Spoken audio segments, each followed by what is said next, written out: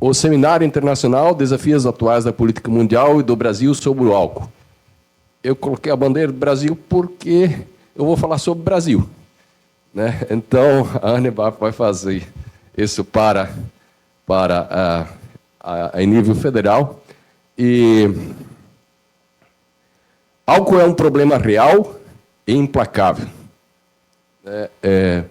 O impacto silencioso, o custo humano no consumo do país.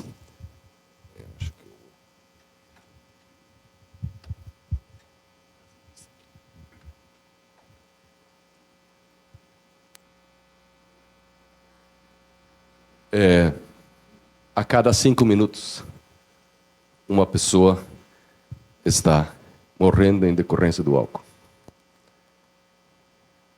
Isso foi em 2022, aqui no Brasil. A cada 5 minutos, uma pessoa morre em função do álcool. Enquanto nós estamos aqui, morreram já... Nós começamos às 8h30, são 10, quase 10h30. Já são quase 20, em torno de 20 pessoas que morreram durante esse tempo que a gente está aqui. Então, é um problema real e que muitas vezes ele não é considerado. Uma curva histórica em ascensão, acelerada. Em 2000, nós tínhamos 6.900 mortes registradas e em 2022, 12.300 mortes. Em pouco mais de 2 décadas, o número de vítimas fatais quase dobrou. Essa é um levantamento do DataSUS, que é do SUS, né, do Ministério da Saúde. 12.300 mortes registradas. Eu arrisco a dizer de que há muitas dessas mortes que é maior, porque há uma subnotificação, às vezes, em relação a isso. Seria coincidência? Aqui nós temos a produção e vendas de bebidas alcoólicas. Será que é coincidência que também aumentou o número de mortes por álcool? Eu acho que não. Nós temos... não é exatamente proporcional, mas na faixa de para cada 1% que cresce ali na produção, gera tem 1,5, no caso. Um coeficiente de 1,5, mais ou menos. Então, se cresce 2 na produção, na mortalidade cresce 1,5. Dados do consumo. Nós temos aqui consumo de álcool entre adultos em 2021, 63%. Quem bebe já consumiu álcool, 75% dos homens e 53% das mulheres. Uso recente, 44,2%. Beberam no último ano. E uso recente, 31,6% beberam no último mês. Padrão de consumo, média de 5,3 doses por ocasião. 44% dos bebedores consomem essa quantidade pelo menos semanalmente. Consumo pesado entre adultos, 60,3%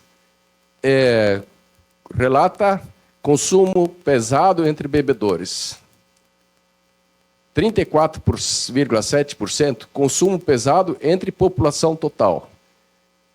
Vejam, nós temos 11,9% da população adulta já com transtorno por uso do álcool, estimado 11,9% da população adulta brasileira. Então, nós estamos falando de um público de 21,5 milhões. E no caso de adolescentes, nós estamos falando de 657 mil adolescentes e crianças. Dependentes do álcool.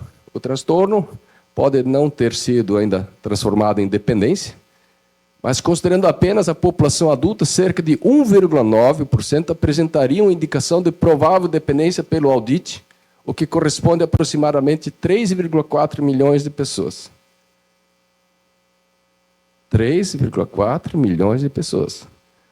Annie, how many population do you have in Finland? 5.5. A Finlândia tem 5,5 milhões de habitantes. Nós temos quase um país inteiro dependente do álcool. Né? Dados do consumo, transtorno de adolescentes. Iniciação antes dos 18 anos, 56% experimentaram álcool antes da maioridade, 25% iniciaram consumo regular antes dos 18 anos, e prevalência no último ano, 19,1%, e beber no último mês, 10,4%. Agora vejam, o risco entre quem bebe, 34,4% dos adolescentes que bebem relatam episódios de 6 doses ou mais. Uma pessoa jovem que eu estimo muito, ele disse, eu não tenho problema de beber sempre, mas quando eu bebo, eu me perco. 7,5% de todos os adolescentes fazem tem episódios de mais de 6 doses. Esse transtorno por uso do álcool em adolescentes, aqui está 340 mil, mas, na verdade, isso aqui é apenas um dos gêneros que já apresentaram sinais clínicos com proporções semelhantes entre meninos e meninas. 5,7% dos adolescentes já têm problemas de transtorno. Internações relacionadas ao álcool por CID-10, nós temos 66% por transtornos mentais, 31% por aparelho digestivo, 2,2% por sistema nervoso e aparelho circulatório, 0,2%. 53 mil internações por conta disso. Se eu não me engano, 2022. O número de internações por álcool, por faixa etária, nós vamos ver aqui. Isso aqui é do DataSUS, isso aqui é internação, não é comunidade terapêutica. Isso aqui é hospitalar. Então, nós temos, vocês podem ver aqui, entre 30 e 39 começa a ficar forte, 40 a 49, 50 a 59 e 60 a 69. Né? Quando a pessoa está na idade mais produtiva da vida, é que o álcool ele começa a se manifestar de uma forma mais intensa. Agora, nós vimos antes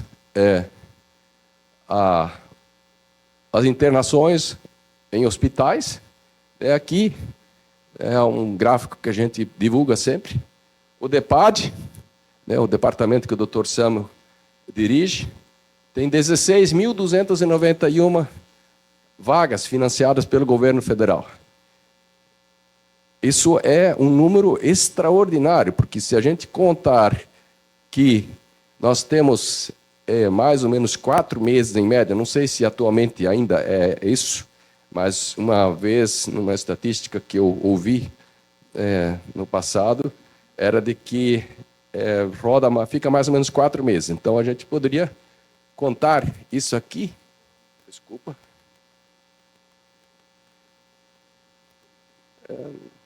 Dá uma olhada lá. Modo apresentação.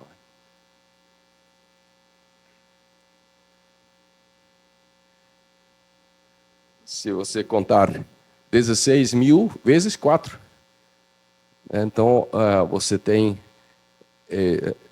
É um número muito relevante e a gente é muito grato ao Ministério do Desenvolvimento Social, ao DEPAD. É uma luta, né, Dr. Sam?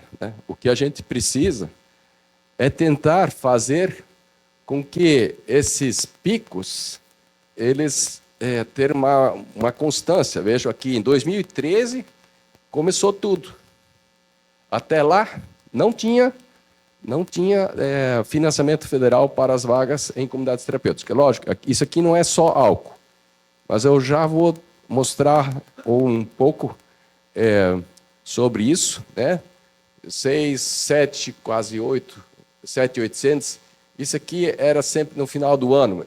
Chegou a um pico aqui de perto de 10, 11 mil. Num momento, pode ter variações ao longo do tempo, ao longo dos anos, que podem ser maiores. Mas é o número que a gente conseguiu até aqui. Aqui é o perfil da idade em relação a todos os acolhimentos, na verdade, no DEPAD. É um trabalho, eu quero novamente frisar, o DEPAD e o ministro Wellington Dias tem enfatizado muito, certamente você vai falar, né? Tem enfatizado muito de nós termos dados científicos sobre os acolhimentos e coisas desse tipo. Então, dos acolhimentos entre 18 e 29 anos, 11%, esse aqui não está muito claro, mas essa é a proporção do álcool. O azul é sempre o álcool. E vejam aqui, dos 50 aos 59, como o álcool começa a ser relevante, e acima de 60 anos, o álcool representa 82%. Então, nós precisamos também achar meios também de regulação para que nós possamos acolher aquelas pessoas que não têm problemas graves, né? Porque numa comunidade terapêutica só pode acolher quem não tem problemas graves que precisam de acompanhamento médico, clínico, hospitalar 24 horas por dia. Então, nesse sentido, né, acima de 60 anos, é um público que o público está envelhecendo e está tomando muito álcool. Aqui a prevalência de poliuso entre os acolhidos.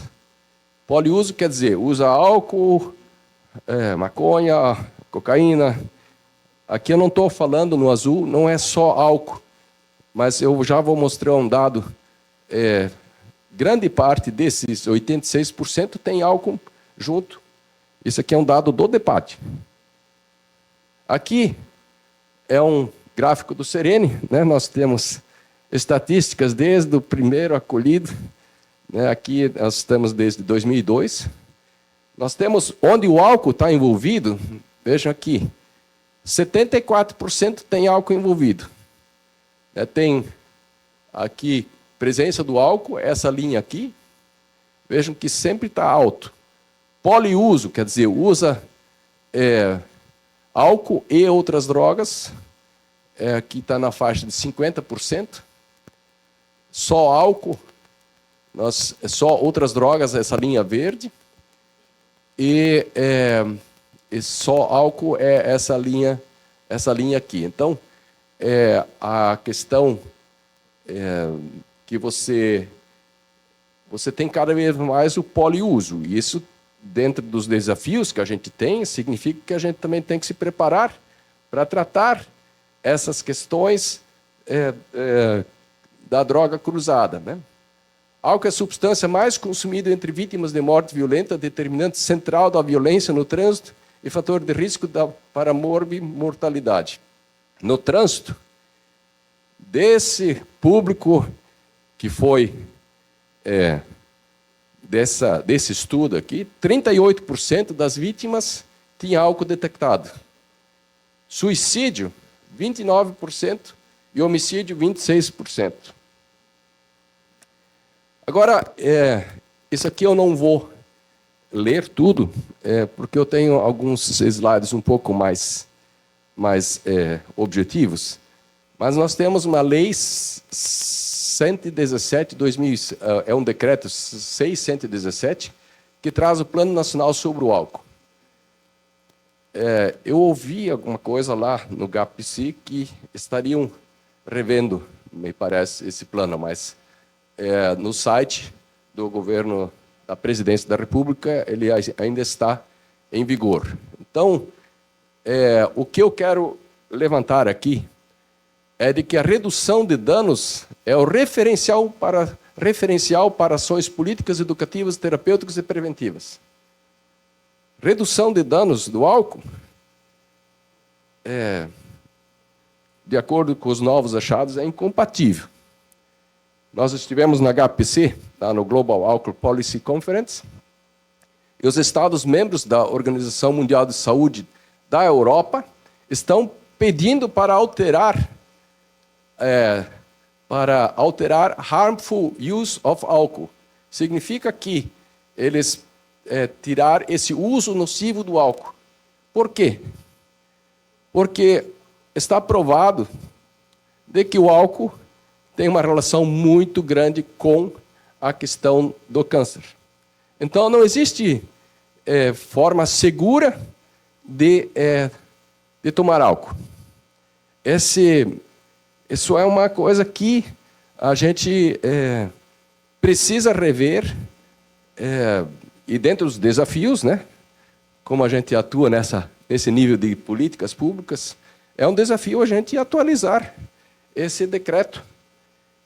Nós temos, no próprio site da Senad, né, está um mito: beber socialmente não traz riscos. Os dados mostram não existe consumo seguro. Quer dizer, o Ministério da Justiça, né, está reconhecendo de que não tem consumo seguro de álcool. Então, eu sou prático, né? Se não tem forma segura de consumo, nós temos que alterar a política. Porque redução de danos na área de álcool vai dizer, bebe... na prevenção, você vai utilizar como referencial. Essa é a questão. Redução de danos como referencial. Existem formas de reduzir danos, mas como referencial para prevenção, para tratamento, vai para o Serene, vai para outra comunidade terapêutica e continua usando o álcool. Né? Proposta de alteração do decreto: retirar e alterar os trechos que se refiram à redução de danos como referencial para as ações políticas, educativas, terapêuticas e preventivas. Não há consumo seguro do álcool. Então, isso é uma proposta que eu estou lançando, né, que a gente, a partir de agora, vai trabalhando sobre isso. Conceito de bebida alcoólica. Nosso problema, o decreto traz que vale 0,5 GL ou mais, é a dose para considerar bebida alcoólica.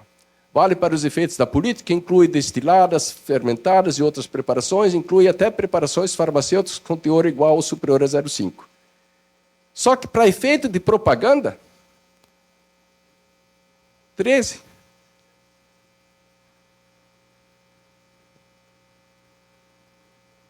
Se a nossa política, muito acertadamente, define isso aqui como o padrão, por que nós vamos fazer propaganda até com 13%? Com 13 graus aí. Plano Nacional sobre o Álcool, quanto às crianças e adolescentes, referente à redução de demanda de álcool por populações vulneráveis, fala que intensificar a fiscalização quanto ao cumprimento dos artigos 79, 81 e 243 do Estatuto da Criança. Aqui também tem incentivar a regulamentação, o monitoramento e a fiscalização de propaganda e publicidade de bebidas alcoólicas. Vejam, incentivar? Será que essa não é de uma política? É uma política, ela deve fazer a regulamentação, né? Estimular e fomentar medidas que restringam. Na verdade, o papel do poder público, de todas as esferas, não só do governo federal, é de não permitir que o álcool esteja, a gente chama availability, né? De estar disponível, porque isso tem relação direta com a questão disso. Incentivar a exposição para a venda de bebidas alcoólicas em locais específicos isolados. Fortalecer sistematicamente a fiscalização. Fortalecer medidas de fiscalização. Agora, aqui no Decreto 7.961, a gente foi mais específico. Eu falo a gente porque eu tive privilégio de ajudar nessa redação, né? E aqui a gente levou, colocou numa forma mais assim, decidida, assegurar por meio de medidas administrativas, legislativas e jurídicas o cumprimento do ECA e da Convenção do Álcool que o Brasil, das crianças e dos adolescentes, que o Brasil faz parte. A norma mundial diz que nós precisamos proteger crianças e adolescentes. Se, para efeito de propaganda, nós permitimos 13 graus, mas, de fato, bebida alcoólica é 0,5, então nós não estamos protegendo as crianças e adolescentes. Eu quero dizer para vocês, eu não sei como está meu tempo. Tá, ok, então acho que eu estou dentro do tempo. Quando nós negociamos e tratamos da Lei 13.840, que tramitou desde 2010 e foi sancionada em 2019, mas ela foi aprovada na Câmara dos Deputados, né, por unanimidade, na época com apoio integral do governo, né? Nós estávamos discutindo sobre... tinha dentro dessa lei um artigo que falava sobre o álcool. O autor da lei disse, isso aqui não vai passar. Nós dissemos, nós temos que tentar. Interessante foi que quando foi para tratar das questões gerais da 13.840, nós só tínhamos um partido que era contrário, era um partido bem minoritário, que era contrário à Lei 13.840. Todos os demais eram favoráveis. Mas quando foi para aquele artigo específico do álcool, aquele partido que era contra, ele passou a defender aquele artigo e os nossos parceiros passaram a não apoiar mais isso. E aí, um assessor da Câmara dos Deputados disse para mim, o problema é que 70%, 80%, eu não posso provar isso, mas foi a palavra que ele disse, 70%, 80% dos parlamentares têm financiamento direto ou indireto da indústria do álcool. Então, é muito difícil quando você fala a respeito de política sobre o álcool, as pessoas, elas imediatamente tiram o time de campo, e depois eu vou entrar nesse detalhe. A proteção de crianças e adolescentes contra o álcool. A ideia central, não basta proibir a venda, é preciso impedir o estímulo, a exposição indevida e a normalização do álcool para menores. Fiscalizar é cumprimento do ECA, quanto à venda, oferta, facilitação do acesso ao álcool de menores. Isso tem que ser fiscalizado com dureza. Nós temos que proteger crianças e adolescentes e jovens da publicidade e colocar informações materiais prejudiciais ao seu bem-estar. Eu acho, a Ana Ebap vai falar muito, nós falamos do princípio dos 3 Is, né? Informação, interação, e como é o terceiro? Identificação, né? Ela pode falar um pouco mais sobre isso. E garantir que a comunicação promova a saúde e desenvolvimento, e não o estímulo ao uso de drogas lícitas. A proteção da infância e da adolescência também alcança a publicidade e a informação aos conteúdos que incentivam o consumo de álcool. A diferença central entre o Decreto 6.117 e o Decreto 9.761, que é a Política Nacional Antidrogas ou sobre drogas, aqui especificamente sobre o álcool, é que no Decreto 606 nós temos predomínio de verbos brandos, estimular, incentivar, fomentar, apoiar. Baixa densidade de fiscalização e pouca exigência prática. Proteção infantil e juvenil aparece de forma difusa e pouco vinculante. Não enfatiza com clareza a fiscalização da publicidade dos meios de comunicação. Já aqui, no decreto 7.761, usa verbos incisivos. Assegurar, fazer cumprir, implementar, regulamentar, vincula expressamente o tema ao ECA. Aqui tem que ser dito que aqui também vincula ao ECA. mas aqui está mais específico e tem mais artigos, que inclui proteção também nos meios de comunicação, porque isso aprendi na Cruz Azul Internacional, muito sobre isso, né? Nós, num GAPC que nós tivemos em outro país, eu acho que foi, eu não lembro do país agora, mas eles falaram, nós não precisamos ficar discutindo leis e leis e leis e leis. Nós precisamos ser obedecido aquilo que existe. Né? Admite novas medidas administrativas, legislativas e jurídicas sobre a venda, publicidade e fiscalização. O que precisa ser alterado no Decreto 6.117? Trocar a linguagem branda, prever fiscalização coordenada, incluir cláusula expressa de proteção e atualizar o alcance da proteção. É mais ou menos a mesma coisa que eu já tinha falado antes. Da evolução da proteção normativa, a visão tradicional, é um foco restritos, limita-se ao ponto de venda físico. Proibição de compra, fiscalização do RG do balcão. A gente sabe que mesmo isso não funciona no Brasil. Porque se nós temos tantos adolescentes com problemas em decorrência do álcool, alguém fornece. E muitas vezes conseguem comprar.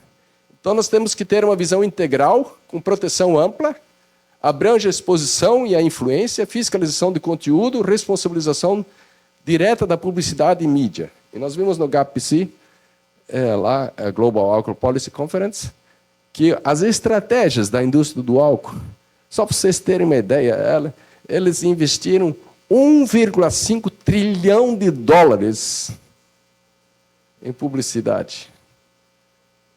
Eles têm 300 lobistas registrados nos Estados Unidos. Eu não sei exatamente, a Anne pode talvez contextualizar, mas o que eu entendi é que a Organização Mundial de Saúde tem 5 pessoas para isso, para o mundo todo. Então, nós estamos falando aqui de interesses reais, né? Agora, eu estou entrando numa área que a Cruz Azul também está atuando e sendo chamada, é a questão dos indígenas. Infelizmente, o único LENAD que traz dados sobre indígenas é o primeiro LENAD de 2007. E o segundo e o terceiro tem lá expressamente de que os povos indígenas residentes em aldeias ou comunidades indígenas estão expressamente fora daquela estatística. Significa que, quando eu me preparei para tratar dessa questão dos indígenas, estou utilizando um levantamento nacional de 2007 e de alguns estudos de menor abrangência, 35,6% bebem nos territórios indígenas. 57% compram álcool fora desses territórios, apesar da proibição legal. 44,1% dos indígenas que bebem têm consumo abusivo. 22,9% são dependentes. A questão do suicídio, no caso dos indígenas, 10,5% dos indígenas tiveram pensamentos suicidas no mês anterior à pesquisa. A maioria consome álcool. Daqueles que tentaram suicídio, 41% eram consumidores do álcool. Assim, talvez isso não seja muito do dia a dia de vocês, mas nós que estamos entrando nessa área dos indígenas, o clamor, literalmente clamor dos indígenas, e de todo o Brasil e até fora do Brasil, é muito grande. Às vezes uma aldeia inteira está alcoolizada, até crianças. Os casos de mães que deixam cair os seus filhos no rio porque estão alcoolizados.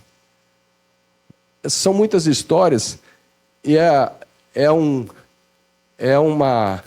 grupo que estava bem representado lá na HPC, né? A Cruz Azul Internacional também ajudou 2 dos nossos representantes indígenas a estarem lá. Nós somos muito gratos por isso. E eles, em síntese, disseram: nada sobre nós sem nós, né? Precisa envolver eles. Aqui, maconha e cocaína, isso aqui, como é tema álcool, não vou tratar. Alcoolismo em comunidades indígenas, no Mato Grosso, 48% consomem bebidas alcoólicas regularmente. 22% afirmaram que eram dependentes. 35% das internações de comunidades indígenas estão relacionadas ao abuso do álcool. O álcool é responsável por cerca de 30% das mortes não intencionais. 15% a 25% dos tratamentos de saúde mental envolvem abuso de álcool. Isso aqui é referência do Ministério de Saúde de 2020. Consumo de álcool e violência doméstica. 40% das famílias indígenas relataram incidentes de violência doméstica relacionados ao abuso do álcool. Estudo inclui 150 famílias. É uma amostragem pequena, mas ela, na falta de a gente ter estudos de abrangência nacional, né, é um problema sério a ser tratado. E nós temos, quando nós fizemos trabalhos com a Cruz Azul, com indígenas, foi solicitado para as crianças fazerem desenhos sobre o que significava o álcool. E os desenhos que eles trouxeram para nós é álcool, violência, álcool, abandono. Né? Eu não trouxe aqui nos slides, mas a partir da perspectiva das crianças, isso confirma a estatística. Álcool e violência, homicídio deliberado entre indígenas é responsável por cerca de 25% das mortes violências, 30% das mortes acidentais entre indígenas estão relacionados ao álcool. Desafios. Eu já indo para a parte final, nós precisamos banir a propaganda do álcool. Se a gente conseguir banir a propaganda do álcool, vai ser muito eficiente. Nós tivemos um caso, Lituânia, se eu não me engano, um caso bem sucedido, onde eles baniram a propaganda do álcool naquele país e houve um decréscimo assombroso dos problemas ou do consumo do álcool. Então, banir a propaganda do álcool é uma bandeira que nós precisamos encampar. Fiscalizar a venda, consumo por crianças e adolescentes, prevenção, né? O Dr. Selma já falou. E assim, a gente é conhecido pela independência da forma que a gente coloca as coisas. Não houve governo nesse país que realmente investiu seriamente em prevenção. Ninguém. E não importa a bandeira. E eu me pergunto, a quem interessa não fazer prevenção? A quem interessa? Nós gostaríamos de ter menos clientes nas comunidades terapêuticas. Na verdade, a gente, se a gente não precisasse de comunidade terapêutica, me entendam bem, né? Elas são necessárias. Mas se a gente tivesse menos clientes, seria melhor para o Brasil. Clientes, entre aspas, né? Então, prevenção. Eu fiz um estudo que eu entendo, não apresentei aqui, mas que nós precisamos de 5 bilhões de reais de investimento em prevenção. Eu tenho uma lógica lá, que o tempo não dá, e os recursos orçamentários contínuos e compatíveis com os custos. Então, em termos, por exemplo, das comunidades terapêuticas, vocês viram o gráfico, ele vai para cima e para baixo. Então, nós precisamos achar formas de garantir esse orçamento de uma forma mais continuada e consistente. Álcool, a droga número 1, a mais desejada e cultuada, a mais tolerada e divulgada. Por que o agente de trânsito ele é tolerante na questão do álcool? Aqui em Blumenau, no Comem, a gente discutiu uma vez, eles só levavam o bafômetro quando tinha problema. Imagina, se tinha desconfiança, aí eles iam lá buscar o bafômetro para depois aplicar. Isso é uma visão ela é mais tolerada e divulgada. A que silenciosamente aprisiona.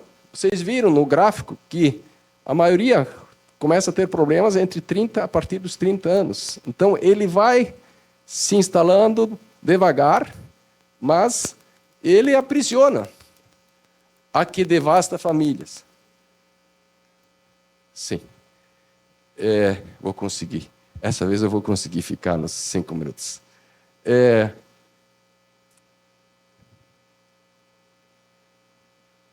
Eu não tive o problema na minha vida, mas eu conheço muitas pessoas que tiveram isso. E os relatos das crianças, né? Eu lembro da Rose, não sei se ela está por aqui, mas ela falou uma vez, se eu soubesse naquela época, que eu era criança, que era o álcool que transformava meu pai naquilo que ele se tornava quando bebia, e que eu não era culpado, né? Então, acho que quando você tem o problema na família, você começa a entender melhor a que mais gera custos à sociedade. Eu não tenho aqui agora a fonte, mas eu tinha um estudo que demonstrava 7% do PIB se perdia com isso. Existem outros estudos aí que, aparentemente, mas isso é um número que, porque também o número de dias de vida perdidos, isso é muito, tem um custo que não é só aquilo que você tem diretamente no hospital, no trânsito ou coisa desse tipo. A que mais mata, diga não ao álcool. Eu acho que, assim, às vezes a gente olha para as coisas nacionais e pode achar que a gente não vai conseguir mudar nada. Mas eu gostaria de trazer isso para o nosso âmbito pessoal. A intenção não muda o mundo. A ação, sim. Começa pela intenção. Mas diz que o inferno vai estar cheio de bem-intencionados. Eu gostaria de fazer isso ou aquilo, mas, de fato, o que muda é a ação. Se eu quero emagrecer, nos últimos 2 meses aí eu ganhei peso. Se eu quiser de novo recuperar meu peso, eu vou ter que agir. Não adianta eu só dizer eu quero emagrecer, no dia seguinte aperto um botão e eu estou magro. A teoria, palavras falam a razão, concordamos com a lógica, gera aceitação. Agora a prática, exemplos, falam a emoção, vemos a realidade, gera movimento. Vamos fazer a diferença no campo pessoal e na área do nosso alcance. Eu gostei do que a Anibap falou, nesses dias que a gente estava junto, de que o nosso foco na Cruz Azul é na pessoa. Nós precisamos de estudos, de avaliações, uma série de coisas, mas nós precisamos olhar para a pessoa. E onde eu posso gerar a mudança? Talvez comigo mesmo. Palavras convencem, exemplos arrastam. O que meu filho vai pensar se na festa da criança ou nas principais festas da família o álcool está presente? E eu digo, tu não podes tomar. Se eu vou e converso com o ministério disso, daquilo, e digo que nós precisamos banir a propaganda do álcool e falamos sobre o mal do álcool, e aí vamos ao jantar e depois a gente está tomando o álcool. Campo pessoal, o exemplo, o nosso alcance. O exemplo é a única força capaz de expandir o nosso alcance. O verdadeiro impacto começa no centro e reverbera para fora. Seja o epicentro. Muito obrigado. Só essa manhã foi confirmado às 7h30 da manhã que Idioma não poderia vir pessoalmente nem online, então eu montei uma apresentação bem rápido Mas é claro que eu vou falar de políticas de álcool e os 35 países e 37 organizações que temos na Blue Cross. E a Blue Cross Internacional ela aborda 3 níveis de prevenção: ao nível individual, da comunidade e depois políticas. E agora eu falo um pouco da parte de políticas. Então, aqueles que são pessoas que estão sempre na prática, eu ainda espero poder ajudar. Por que políticas também são importantes para vocês? Apesar de que o seu coração, de fato, está em trabalhar com pessoas que são dependentes. E eu vou dar um exemplo. Eu era a diretora de um centro de dependentes na Inglaterra. Nós tratávamos pessoas dependentes de heroína, principalmente pessoas moradoras de rua. Encontrava elas em estacionamentos, perto de lixos, casas morando 50 pessoas injetando heroína e, claro, também bebendo além disso. Nosso centro de tratamento era num bairro muito pobre. E da janela do centro de desintoxicação você conseguia ver uma loja. E nessa loja eles vendiam também uma cidra muito forte em garrafas de 2 litros. Quem precisa de álcool em garrafas de 2 litros? Quem precisa de álcool em garrafas de 2 litros? Bom, este é um dos elementos no qual fazer políticas tem que reduzir a disponibilidade. Eu estava tendo um almoço com a minha filha e meu filho que veio visitar comigo o Rio, e eu vi num restaurante pessoas comprando quase 1 litro de cerveja na hora do almoço. No meu país... No meu país não existem esse tamanho de garrafas, são bem menores. Então, o tamanho do produto e a intensidade do álcool é importante quando a gente vai pensar na disponibilidade. E também qual horário do dia é possível beber álcool. E tem 3 coisas que são chamadas os melhores compras: diminuir a disponibilidade, aumentar o imposto e também o preço, e restringindo a venda. Agora eu vou contar para vocês o que está acontecendo ao redor do mundo nesse sentido. E o que isso importa para nós, que gostamos de ajudar as pessoas com dependência. Por mais que a gente ajude as pessoas, se a sociedade não tiver a estrutura para proteger as pessoas, aí se torna um trabalho sem efeito e sem fim.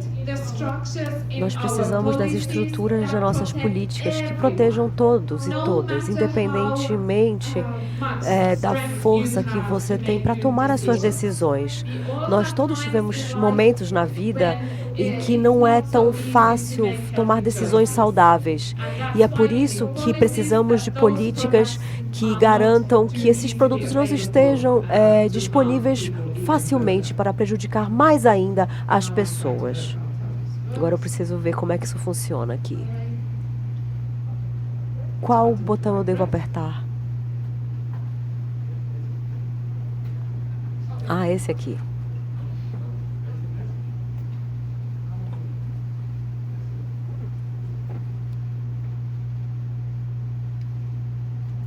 It worked yesterday. Funcionou ontem. Então, bom, ao redor do mundo,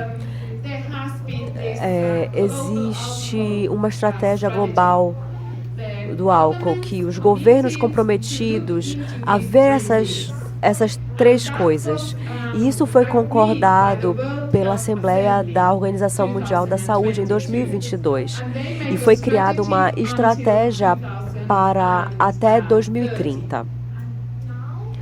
Então, agora, esse compromisso não foi totalmente implantado. Não foi em muitos países. O meu país é um país em que temos monopólio de álcool. Então, todo álcool a partir de 8% precisa ser vendido nas lojas desse monopólio. Então, mas em muitos países não tem restrição sendo implantadas. Mesmo a Assembleia da OMS concordou em olhar para marketing, disponibilidade e preço. Próximo slide. Mas agora, na Conferência Global do Álcool, os especialistas fizeram uma avaliação. Eu peço desculpas porque eu montei isso tão rapidamente, eu não coloquei o nome das pessoas, mas depois eu posso colocar a referência. Então, o que está indo bem ao redor do mundo no momento? Existe algo chamado o arcabouço OMS Safer. Quando a gente pensa em restringir preço, disponibilidade, colocar também a intervenção prévia, houve uma pequena quantidade dos 35 países que se comprometeram, apenas 3 implementaram impostos sobre o álcool, mas é um processo. Então, o reconhecimento do álcool como um fator de risco não transmissível. Finalmente reconhecemos que o álcool afeta a nossa saúde, cria doenças cardiovasculares, câncer, e temos evidências muito claras sobre isso. O álcool e o câncer, as sociedades de câncer começaram a fazer advocacy contra a indústria do álcool com mais clareza.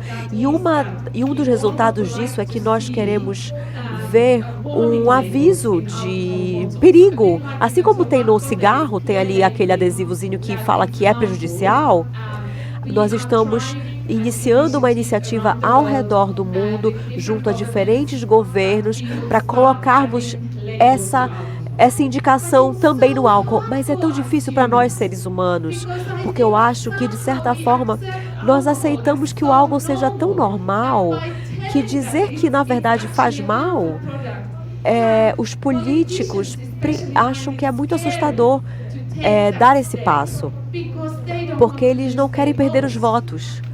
E se tornou, em vez de uma questão de saúde, se tornou uma questão política assustadora. É assustador admitir isso politicamente, porque existem forças comerciais muito fortes por trás da indústria do álcool. Então, é por isso que nós começamos a falar que é preciso falar dos comerciais, da parte comercial. Quais os atores comerciais que estão conduzindo as nossas escolhas de vida? Porque tem a indústria, né, a indústria ali do açúcar, tem a indústria grande do cosmético, tem também no álcool. Então, agora até a maconha, porque a indústria do tabaco está meio caindo, agora tem a indústria da cannabis, que está tentando tomar esse espaço da indústria do tabaco. E isso é muito disfarçado. Mas esses poderes comerciais, como eles querem continuar os seus negócios e com o seu lucro, não estão considerando o bem-estar da população no país. Eu entendo que todo país precisa ter a sua renda, claro, para cuidar da sua população e que os negócios são importantes. Contudo, o custo do álcool é enorme. Se a gente perde um jovem com menos de 20 anos por conta do álcool, o custo será de no mínimo 20 milhões de dólares. Alguém calculou, fez essa conta. Isso custa 20 mil dólares para a sociedade se nada for feito na vida por conta deles terem dependência de álcool. Uma grande conquista nessa questão é que a OMS começou em 2012 e eu já estou há 40 anos trabalhando como secretária-geral da Cruz Azul Internacional. E naquela época já havia conversa, as pessoas que usam álcool de forma prejudicial. E como Rolf disse, finalmente parou-se de de usar esse tipo de linguagem. E agora a gente diz que álcool é um produto prejudicial. A pessoa, né, ela não dá para saber, né, como é que a quantidade que ela vai usar aqui prejudica. Então, o que a gente fala, como pessoa, a gente escolhe ali não se exercitar, a gente escolhe usar ou não açúcar. Mas a culpa não deve estar no comportamento da pessoa. A gente precisa entender o que o produto está fazendo conosco. E claramente colocar a responsabilidade na indústria e não no indivíduo que usa o produto. Então, nós precisamos fazer mais, né? Onde precisamos fazer mais? Existem muitos problemas socioeconômicos e escondidos, como codependência, em comunidades pobres, onde as pessoas se automedicam por conta do álcool, né, criar oportunidades para que as pessoas não tenham mais barreiras para ter uma vida saudável. Há também, mesmo se os países criarem suas próprias leis e políticas, tem a questão do marketing transfronteiriço e comércio transfronteiriço. Como restringir esse comércio e também proteger a questão na plataforma digital, né, do marketing digital, do comércio digital. No meu país não existe totalmente anúncios, né, que são banidos. Mas você não pode, né, você pode fazer a propaganda numa loja ou, por exemplo, tem algumas no Rock de Gelo, você tem ali as camisetas dos times, você pode colocar o logo da empresa. Mas a gente está fazendo um trabalho de advocacy contra isso, contra esse tipo de anúncio. Então, a questão da propaganda pode ser restrita a uma forma que vá proteger mais as pessoas. Depois eu volto a falar mais disso. Outra questão que nós precisamos focar é que o álcool não está tendo efeito não está tendo efeito só no câncer, mas também na obesidade e doenças do fígado. Por isso que é importante colocar ali os fatores nutricionais nos produtos. Desnormalização. Deixar de ser normal ficar consumindo álcool. Em muitos países na Europa, pelo menos no momento, os jovens não estão bebendo. Os níveis de consumo de álcool estão caindo cada vez mais entre jovens adultos. Não é mais uma forma de socialização. Eles fazem outras coisas. Mas nós ainda precisamos desnormalizar aí essa socialização por meio do álcool. Então, é legal não tomar álcool, é legal sair e se divertir sem álcool. Então, é necessário criar mais autoconfiança para poder ir para a festa sozinho e sóbrio. E é por isso que precisamos de esquemas de prevenção e desenvolvimento de habilidades de socialização e de vida. E, claro, países nas regiões devem trabalhar juntos para poderem ver onde tem essas tendências, né, culturais semelhantes, que é para que eles possam se ajudar nos seus desenvolvimentos.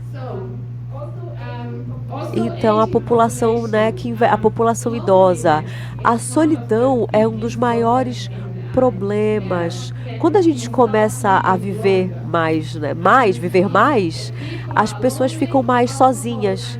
Então, se as pessoas estão sozinhas, tem essa questão de álcool e solidão. Isso é um grande problema no meu país e muita pesquisa foi feita ao redor disso, que é a questão da solidão também. As mulheres que, né, mais idosas, elas bebem por estarem sozinhas. Elas veem um filme em casa e tomam vinho. E é uma forma nova de dependência. Resumindo, às vezes é muito, muito doido. Assim, em alguns países é argumentado que por conta dos turistas, a gente precisa liberar mais a disponibilidade do álcool e ficar aberto até mais tarde. Peraí, todos os problemas que os turistas criam quando eles ficam super bêbados e ficam andando por aí à noite.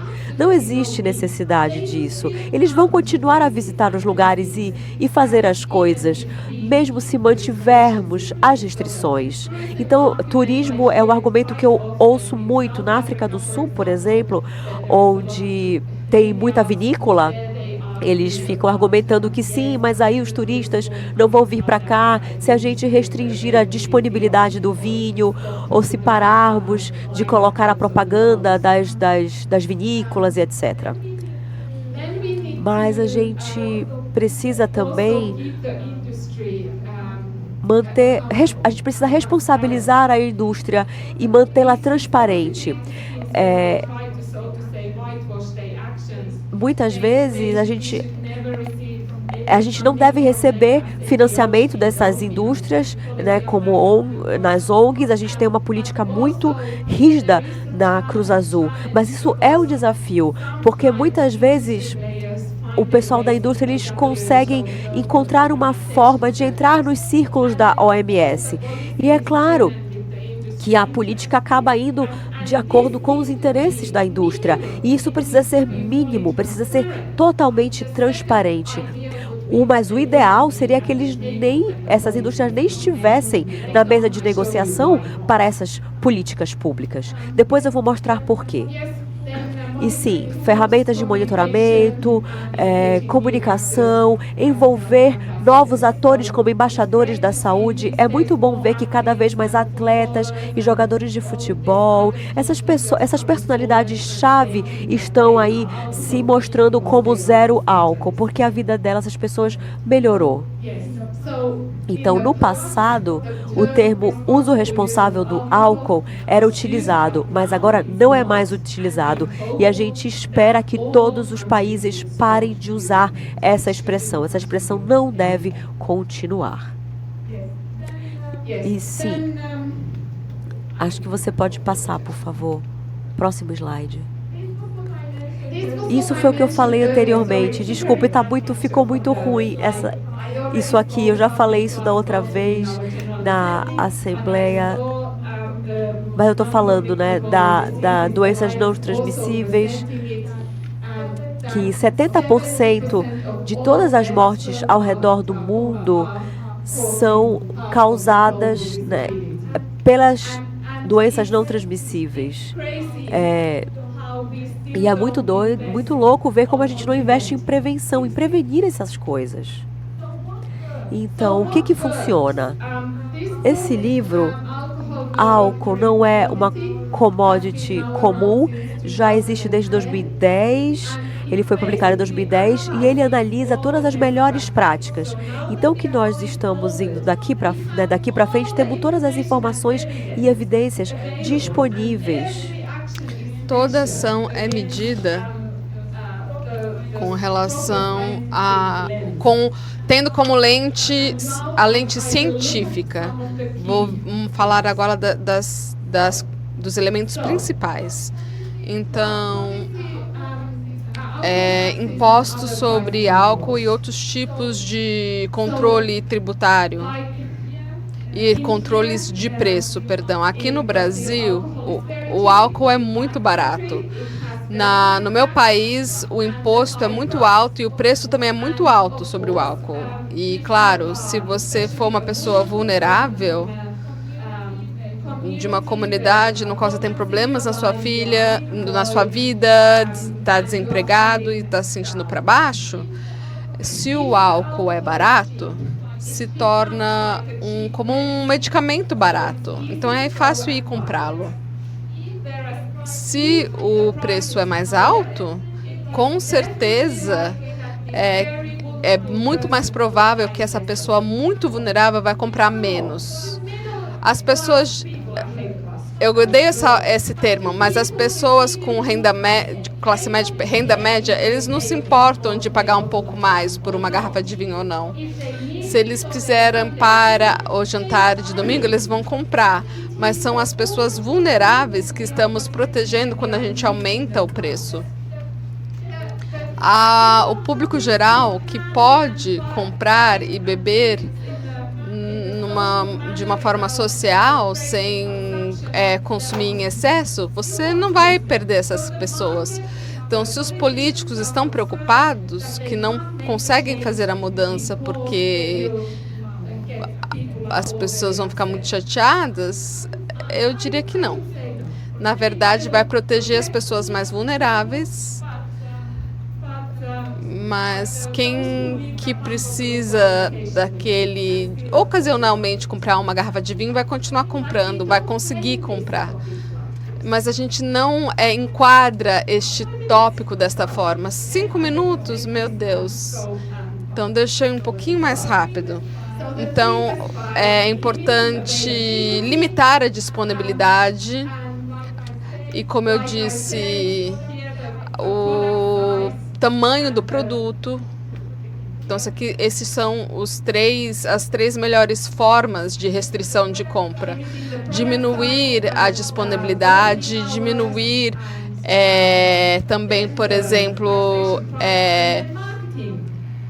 a disponibilidade por meio da redução dos horários abertos para consumir e também a diminuição do tamanho do produto.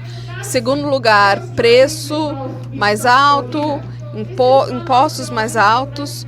Aí, marketing. Aqui, ontem eu fui jantar e esse é um dos seus vários restaurantes que vocês têm prateleiras com bebida disponíveis, qualquer momento que você saia para comer. E isso que a indústria do álcool está falando. Abra a sua cidade para os nossos produtos.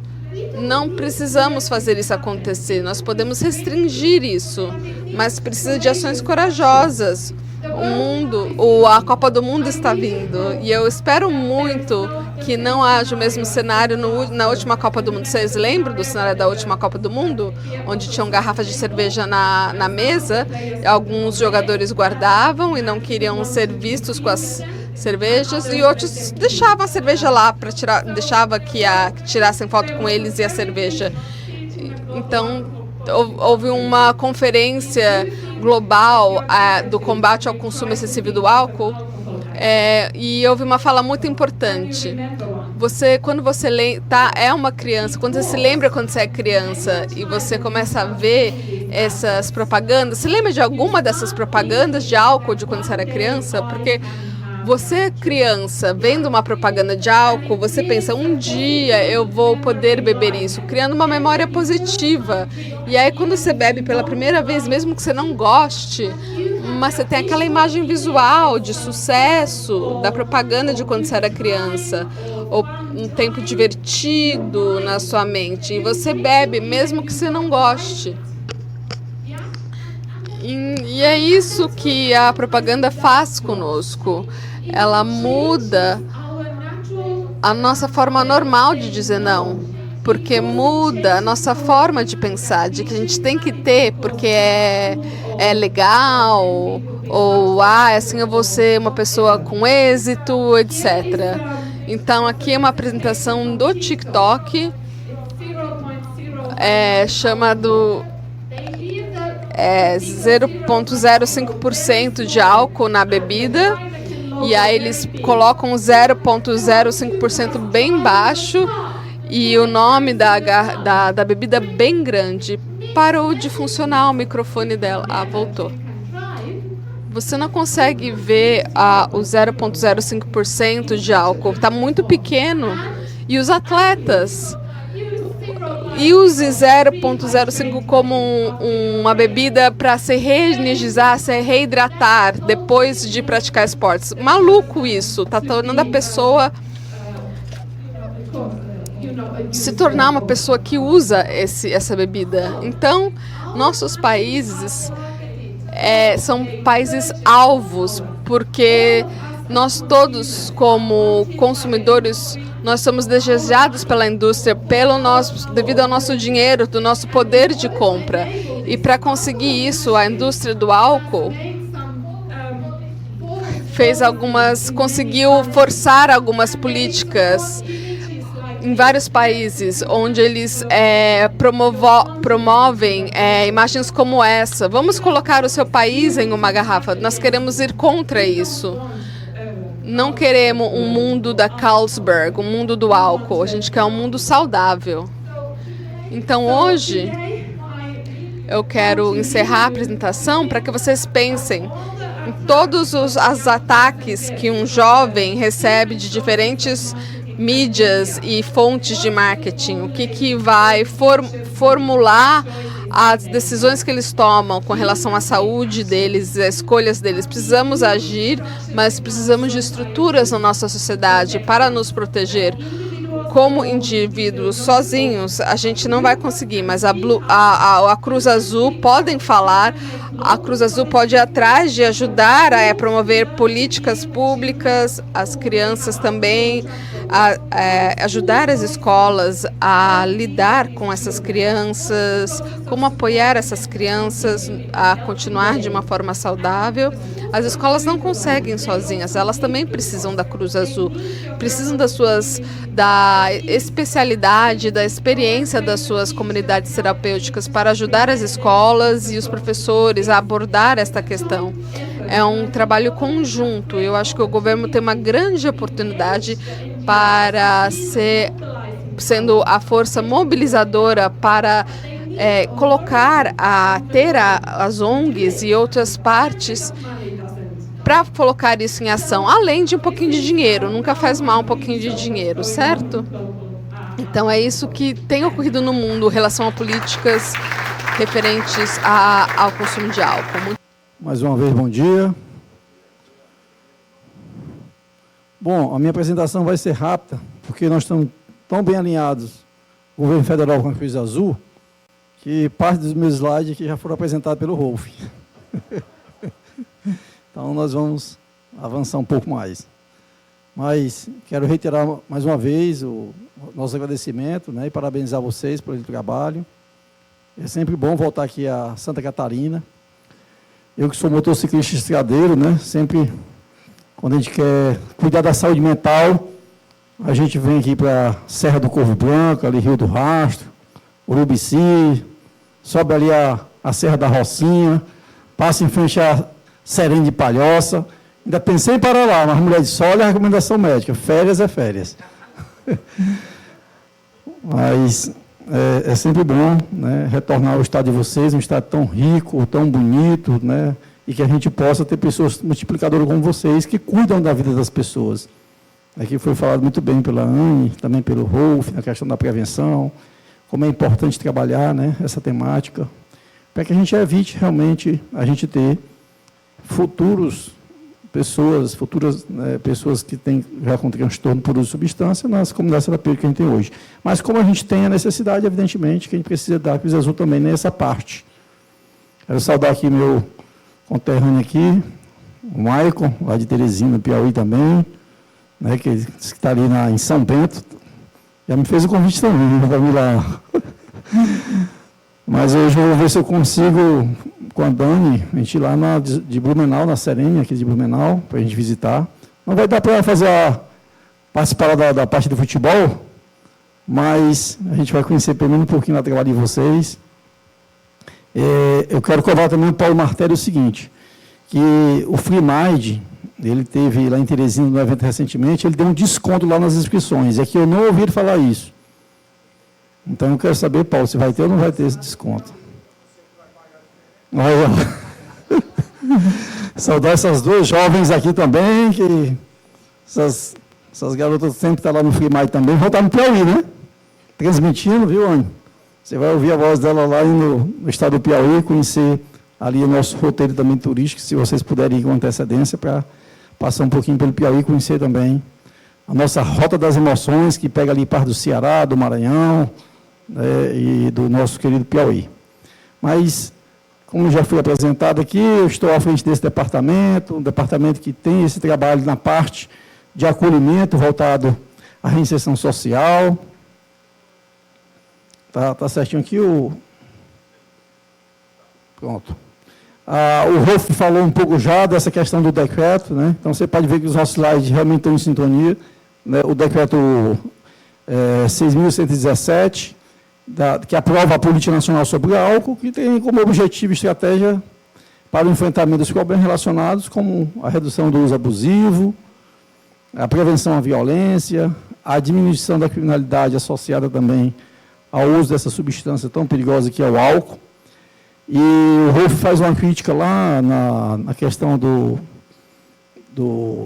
que deve avançar. Mas se a gente olha, gente, 2007, nós estamos em 26, o próximo ano vai fazer 20 anos do decreto. Então, realmente precisa a gente, né, ver junto ao Congresso Nacional também essa possibilidade de alteração. Aqui, os estudos também que ele traz do diagnóstico sobre o consumo de bebidas alcoólicas no Brasil.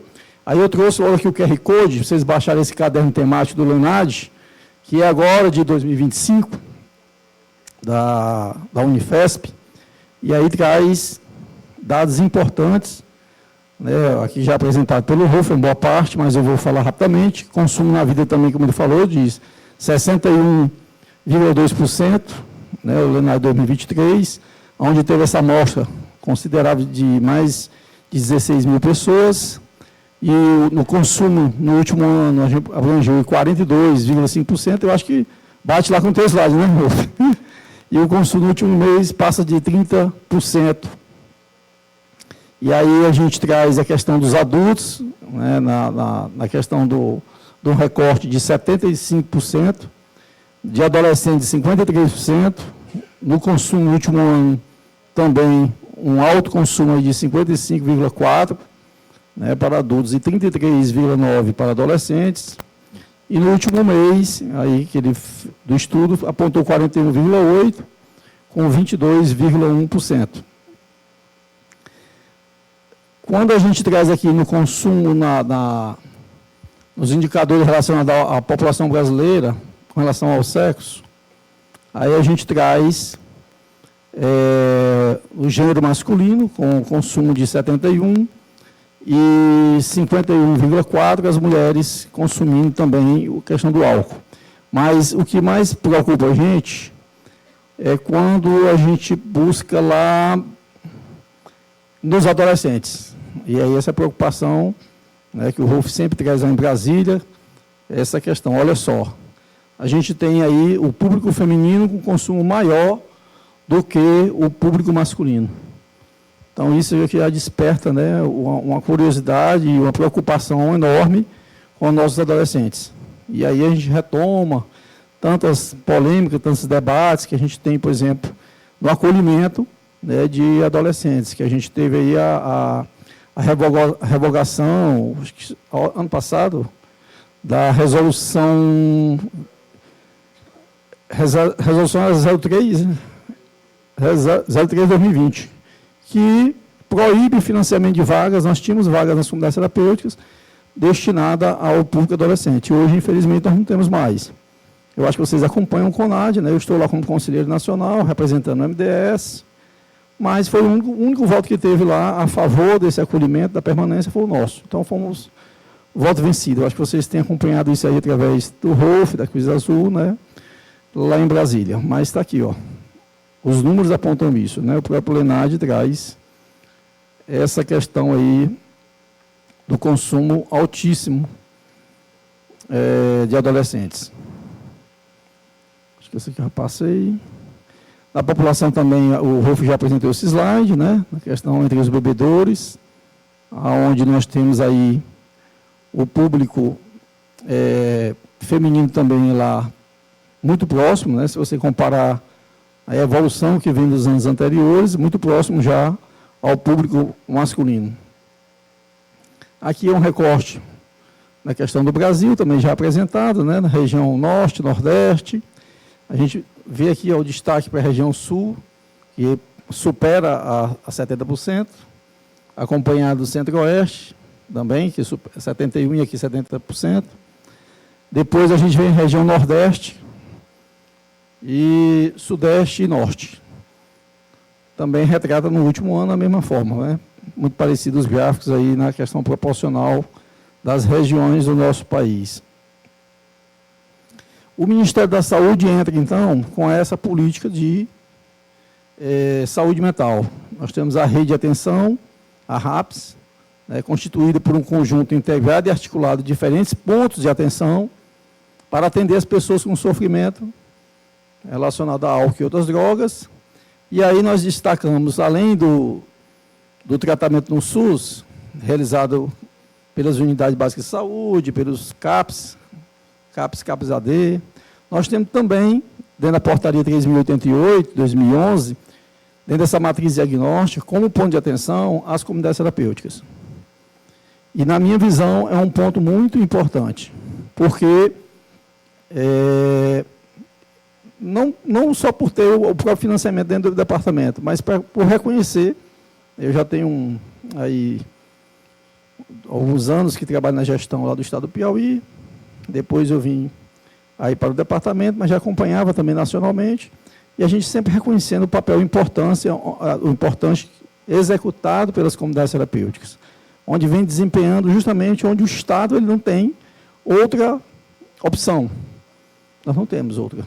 Se você busca aí, o pessoal tem que entender isso, da parte seja do Estado, do município ou federal, mas a comunidade terapêutica é um ponto de atenção e está hoje composta dentro da RAPS, né, uma luta que foi de 2011, quando o ministro da Saúde era Padilha, e foi mantida, até hoje está mantida dentro dessa rede de atenção psicossocial como ponto de atenção, dentro da sua importância. Dentro dos nossos contratos vigentes que a gente tem hoje no Brasil, destinada a vagas para acolhimento, a gente supera 16 mil vagas, com 590 entidades contratadas. Nós temos aqui entidades que foram contratadas dos editais de 2019 ainda, não, 21, né, Dani? Quando nós assumimos, nós tínhamos contratos do edital de 2019, 2018, 2019, foram findandos. A gente lançou um edital lá em 2023, lançou um edital em 2024 e lançou um edital em 2025. Então, nós contemplamos aquelas entidades que estavam findando, porque o contrato é anual, prorrogado por até 60 meses, até 5 anos. Então, nós lançamos editais e ficou todas as entidades que ficaram habilitadas esse último edital foram contratadas no ano passado. Então, hoje nós não temos nenhuma entidade habilitada não contratada. A intenção do governo agora é assim, é lançar o edital conforme a disponibilidade orçamentária para que a gente possa contratar e não ficar só naquela mera expectativa, né, se vai ter ou não esse contrato. Então, hoje nós atendemos aqui, por exemplo, Santa Catarina, nós temos 46 unidades, boa parte está aqui das entidades, com 980 vagas contratadas, né, que atende não só o público dependente do álcool, né, mas também de outras substâncias.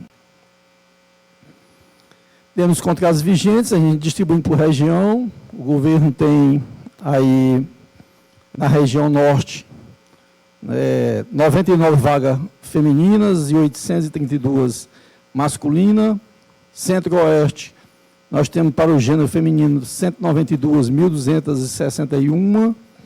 No Nordeste, nós temos vagas masculinas 4.181 e 591 para o gênero feminino. Sudeste, 4.345, gênero masculino, e gênero feminino 750, perfazendo 5.095. E na região sul, 3.546 masculino e femininas 459. Então, a gente faz também um total de 4.005. Distribuído aqui.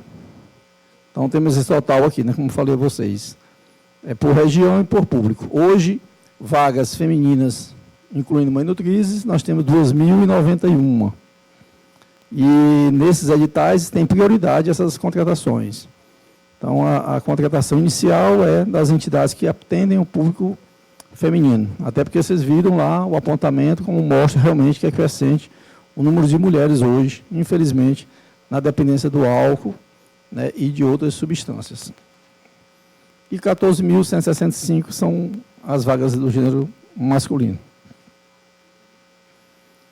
Dentro dos termos de fomentos, e aí é onde entra a questão das emendas parlamentares, Nós destacamos aqui a Cruz Azul, tem um bom desempenho aqui na parte de projetos, de capacitações, porque o nosso eixo, como é acolhimento, todo qualquer projeto ele tem que estar voltado a esse eixo que a gente executa no Ministério, que é a política de prevenção, como eu falei, está no Ministério da Justiça, e nós ficamos com o eixo de acolhimento. Então, as emendas parlamentares, quando destinadas, têm que estar com foco também nessa política que a gente executa. A Cruz Azul, a Serene, a Confenact, a Organização Social da Sociedade Civil Árvore da Vida, Centro de Reabilitação Jovens Livres, Instituto Redenção, a Associação Terapêutica Novo Amanhecer e Comunidade Terapêutica Acolhedora Rosa de Saron. Então, nós temos hoje em execução 12 termos de fomentos. A Daniela é que cuida dessa parte. Então, nós temos a execução também que abrange, o público da Cruz Azul. O Rolf faz sempre muitas capacitações nessa área também com temática ligadas à política de qualquer modo da prevenção, porque não tem como afastar de qualquer modo a política de prevenção das comunidades terapêuticas. Ela trabalha também a prevenção, evidentemente, que não só com o eixo de acolhimento, mas sempre também voltada à reinserção social. Aqui nós temos um diagnóstico que foi realizado pelo nosso departamento, que traz o perfil das pessoas que são atendidas nas comunidades terapêuticas. Você conhece o seu acolhido? Você conhece o público que vocês estão atendendo? Então, aqui traz aqui desse QR Code, um desses estudos que nós realizamos. A nossa intenção, ou melhor, a determinação que nós temos por parte do nosso ministro é trazer a academia, trazer a ciência, trazer dados, estatística, para poder fundamentar melhor cada vez mais o trabalho desenvolvido pelas comunidades terapêuticas. E é isso que nós temos realizado. Nós temos buscado as universidades, exemplo da Universidade Federal de Minas Gerais, agora a Universidade Federal Fluminense está fazendo esse trabalho. Nós tivemos recentemente entregue 2 documentos, vou mostrar para vocês aqui também. E também por parte do departamento, esses estudos realizados junto às entidades contratadas. Então, aqui nós temos o perfil dos nossos acolhidos. Dentro da distribuição dos acolhidos, segundo a principal substância que o motivou, aqui nós temos, em terceiro está o álcool. Esse aqui é a substância que motivou o acolhimento. O álcool está em terceiro. O perfil etário e a substância que motivou o acolhimento, aí o Rolf apresentou ele também. Vocês podem ver que dos 18 aos 29 anos, as pessoas buscam um pouco a comunidade terapêutica pela motivação do álcool. Mas, conforme a idade vai aumentando, vocês podem ver que aqui já com 40, 49 anos, já é bem mais alto. A partir de 50 anos, passa de 50% a motivação de que leva ao acolhimento na comunidade terapêutica. E acima de 60 anos, chega lá, 82,2%. Então, o álcool, vocês podem observar esse de azul, quanto maior a faixa etária, é mais propício ele buscar uma comunidade terapêutica. A consciência, quando chega numa idade maior, ela vai buscar o acolhimento voluntário. A substância que motivou o acolhimento segundo o gênero. Então, nós temos aí masculino com 28%, e o feminino com 21,8% com relação ao álcool. E tem as outras substâncias do nosso perfil também, foi feito um estudo geral. O poliuso por substância, o álcool chega a 75,7% com relação aos homens e 24,3% com relação às mulheres que estão hoje em acolhimento, ou que passaram por acolhimento nas comunidades terapêuticas contratadas pelo DEPAD. Uso familiar, então, a substância que levou o acolhimento, olha só, o álcool chega ao nível somado, inclusive, a todas as outras substâncias. Se você somar todas as substâncias, a 81, só o álcool chega a 80,7%, o público masculino, e 19,3% o público feminino. Início do uso por substâncias, aí aqui é outra preocupação, Rolf, onde a gente traz, se você faz a soma aqui, antes dos 11 anos de idade, nós temos aqui 11,1. Entre 12 e 15 anos, 37,2. Entre 16 e 17, 21,6. Vamos somar aqui? Quem é bom de matemática aí, ô contador? Dá conta aqui? Chega nos 70%. Olha só. Antes de completar a maioridade. Então, o início do uso de substância no álcool chega a mais de 70%, aqui no número apontado, ó, antes da maioridade, até 17. Então, esse aqui é um outro ponto de alerta trazido nesse debate, né, que o Rolf não se cansa de tratar isso em Brasília e de cobrar com relação a isso, com relação aos adolescentes.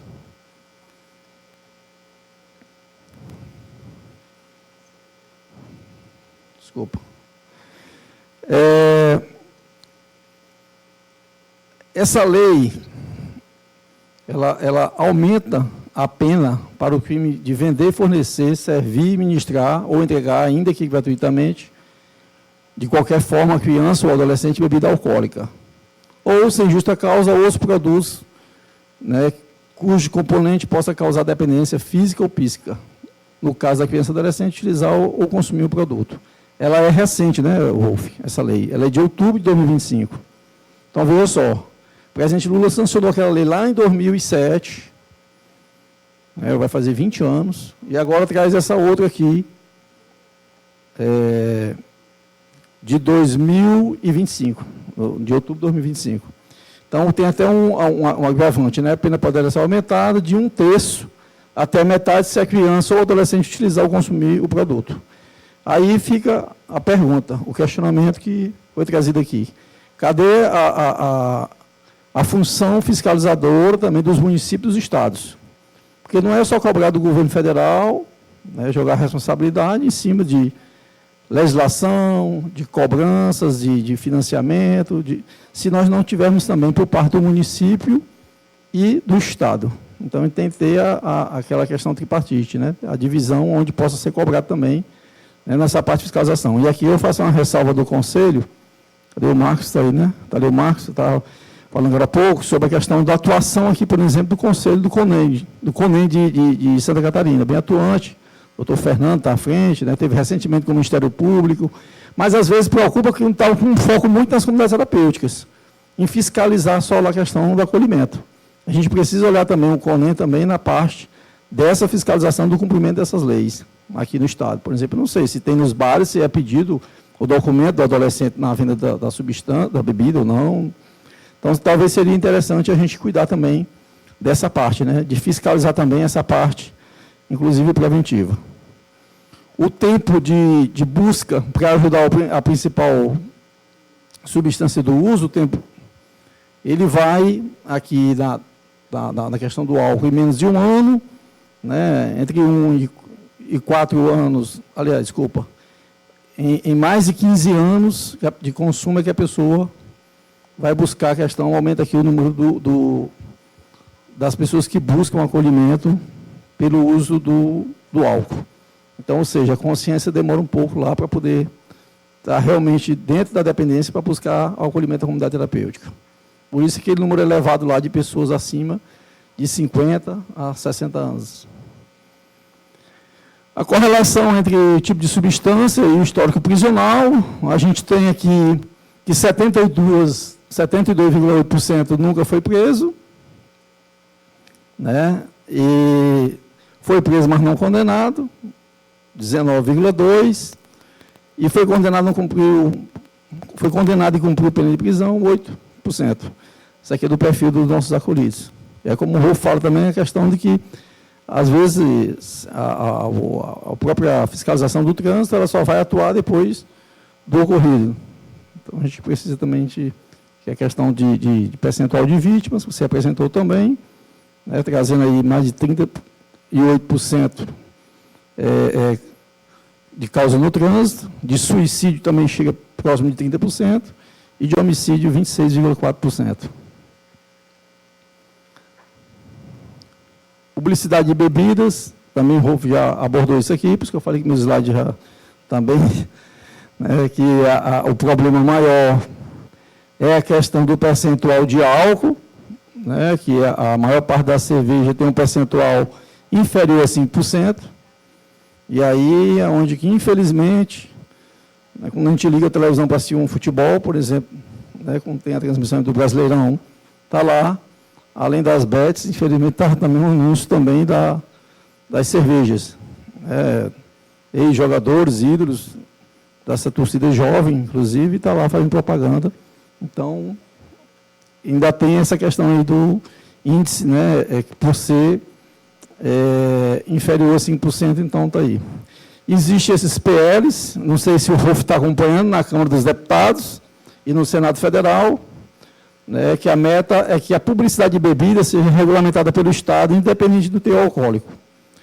E que o patrocínio de eventos esportivos e culturais seja proibido para proteger o público mais vulnerável, tendo como referências as melhores práticas internacionais e as orientações da Organização Mundial de Saúde. O Hugo falou aqui da questão do cigarro, né? Então, se a gente busca lá na época do Marlboro, né, que tinha o Cavaleiro lá, hoje a gente não tem mais. Embora está voltando aí os vape, a gente tem que cuidar novamente. Mas se tem um desincentivo, né, se tem algo contrário dentro da propaganda, né, que é trazida pela bebida, a gente provavelmente melhoraria esses números que a gente traz. Então, a OMS incentiva os países a aumentarem os preços, né, com relação também às bebidas, gerar um apoio político em diferentes ministérios, sociedade civil também, arrecadar receita para financiar a saúde e desenvolvimento. As capacitações também a gente tem buscado trabalhar, né, na conscientização, não só dos colaboradores das comunidades terapêuticas, também como outros representantes através dos acordos de cooperação técnica, para que eles possam disseminar esse trabalho desenvolvido pelo DEPAD. Só neste ano a gente já superou aí a 1.700 capacitações, certificações, melhor falando, inclusive com destaque para o Dia Nacional de Combate ao Alcoolismo. Foi um dos temas que a gente tratou. O ano passado a gente certificou mais de 2.000 pessoas. Então, estamos trabalhando também nessa capacitação junto às entidades. Fiscalização do trânsito, a gente traz esse QR Code também do ano 2026, sobre fiscalização de trânsito e percepção de embriaguez. Também esse aqui é lá do Ministério da Justiça e Segurança Pública, do Programa das Nações Unidas para o Desenvolvimento, PNUD. Tá aí, se vocês possam interessar, tem esse material. Também esse caderno de debates, né, do ano de 2025, fala do impacto do controle, da disponibilidade do álcool e do marketing, do consumo por adolescentes. Esse material eu vou deixar ele aqui com a cruz azul, vocês podem depois, evidentemente, pegar aí com o Ego, com o Rolf, esses QR Code, mas enfim, está no site também do Ministério da Justiça. Esse caderno também que traz debate de estratégia de redução dos impactos ao uso do álcool. Aqui nós temos o estudo do perfil de acolhimento das entidades diferenciadas pela Universidade Federal de Minas Gerais, né, onde nós realizamos um trabalho durante 2023 e 2024 pela Universidade Federal de Minas Gerais.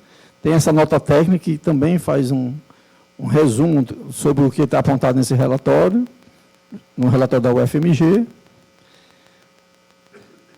Esse aqui, que eu falei, né, do perfil dos alcoolistas, está repetido aqui o slide.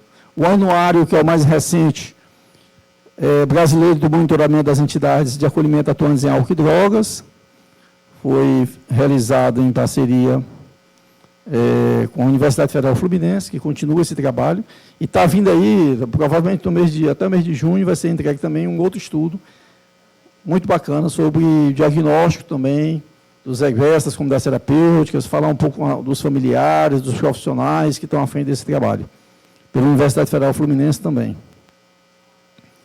Esse aqui é um relatório técnico-científico sobre acolhimento de mulheres em situação de vulnerabilidade. O ano passado nós tivemos com a USP, com a Unicamp, em São Paulo, mas foi feito através da Universidade Federal, do Instituto Federal do Mato Grosso do Sul, né? Foi entregue também esse documento agora recente. E aqui nós temos alguns boletins de conexão do DEPAD, onde aborda temas relacionados ao acolhimento, à recuperação de pessoas com transtorno, relatos diversos, profissionais, atuantes na área, e com embasamento em artigo científico, entre outras informações. Hoje nós estamos na 4ª edição já. Vamos ter esse material para poder divulgar também o que o governo tem feito, o que o DEPAD tem feito, junto com essas entidades. Estou passando rápido aqui, que o Igor já mostrou o slide ali, mas, do tempo. Mas, como eu falei, vai ficar aqui disponível a vocês e vocês possam, né, ler e depois contribuir também com esse material nosso. Essa aqui, esse QR Code, é a diferença entre comunidade terapêutica e clínica especializada em dependência química, né, a Confenat, a Febrac, a Febrace, são a Federação Brasileira de Clínicas e as Confederações das Comunidades Terapêuticas. Solicitou essa pauta e a gente discutiu. Agora facilitou porque nós já tínhamos um documento já emitido pela Cruz Azul, né? Nós já tínhamos esse documento onde traz a diferenciação entre clínica e comunidade terapêutica.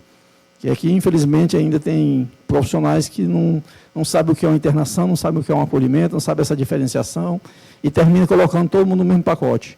Então, tem, às vezes, clínicas clandestinas ou comunidades terapêuticas também, né, que trabalham de forma equivocada, errada, e terminam querendo generalizar isso. Então, a gente buscou essa diferenciação para ajudar, inclusive, aos órgãos de controle, né, entender o que é uma clínica e o que é uma comunidade terapêutica. Então, está aqui o número do departamento, esse e-mail de agenda, esse número de contato também, o WhatsApp. Nós ficamos à disposição de vocês. Né, assim, quero mais uma vez reiterar nossos parabéns pela Cruz Azul, durante esses 30 anos, tantas pessoas que vocês têm resgatado, tantas famílias que vocês têm ajudado, né, com essa política de prevenção. Nós temos hoje, como eu falei, esse debate em Brasília, junto ao CONAD também, ao Conselho Nacional, onde nós buscamos representar o segmento tão importante que vocês atuam. Então, contem conosco, com o nosso apoio, e louvado seja Deus. Muito obrigado.